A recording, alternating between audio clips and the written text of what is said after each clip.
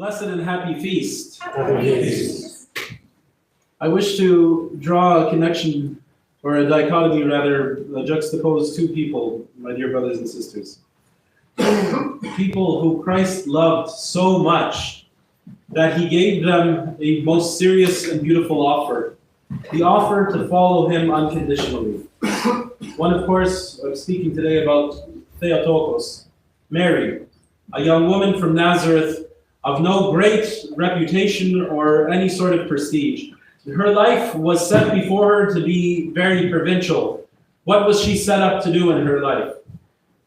It could have been all so easy. She would have laughed with her sisters, gone to the market with those who knew her. She would have raised a family, perhaps, if that's the way that things would have gone with Joseph. Her life could have been so easy. Her biggest concern would have been how to knead the bread, or where they would buy the most delicious, lentils. Whatever it would have been, her life would have been so perfect and easy, and nobody would have blamed her. She would have had a routine of going to the temple and to the synagogue, and that would have been it. But she was called, and incidentally, all of us are called. Now, pause there for a second. Another man whom Jesus loved, and he loved greatly, and perhaps we forget that he loved him greatly, but it was Judas Iscariot. And he saw in him so much potential, so much beauty, so much greatness. He was smart, he was capable, he was able, he knew that he could change the world because he commissioned him to do so. He called him to be his own, just like he called Mary. And his life could have been so easy had he just said no. And at a certain point, he did.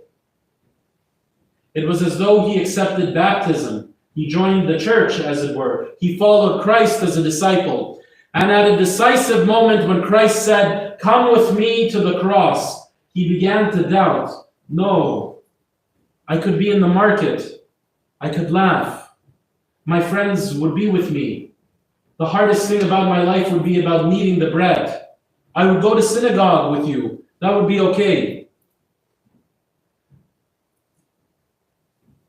Mary did the greatest thing because she decided not to comfort herself. She said yes to God. And that great yes to God has opened for all humanity salvation.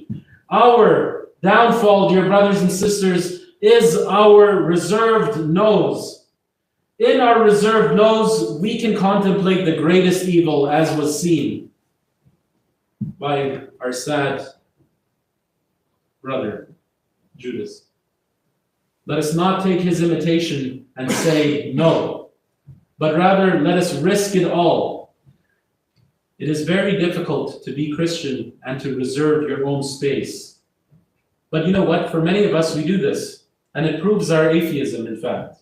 We say to God, everywhere but here. This is my personal space, even from you. We use language that we use on perhaps our employers. We use language that perhaps we use with our families, that we use with other people, and we say it also to God. God, all of this, but not here. This is my personal space, for which you shall not enter.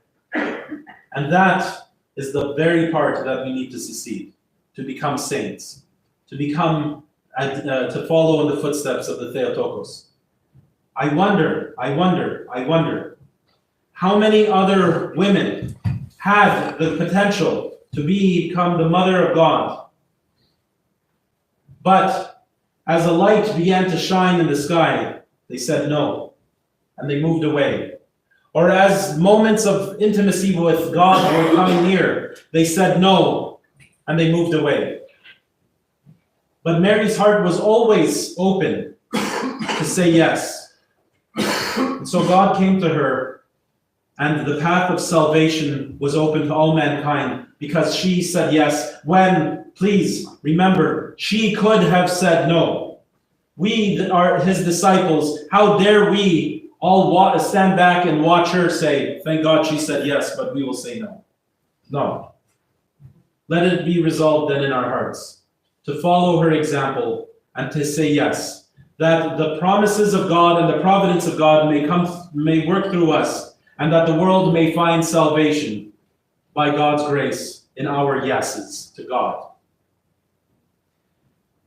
And may God give us strength to always say yes to him on this feast, and glory be to him forever.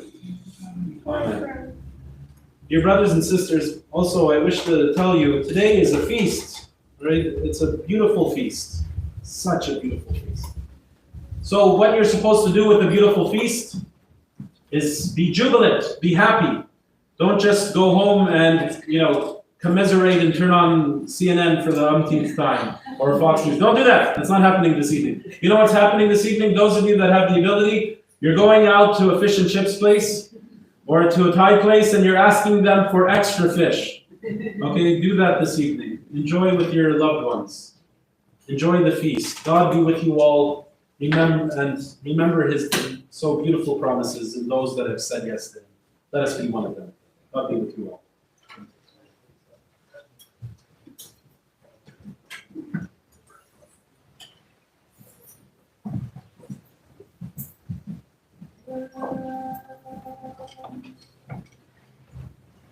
Mighty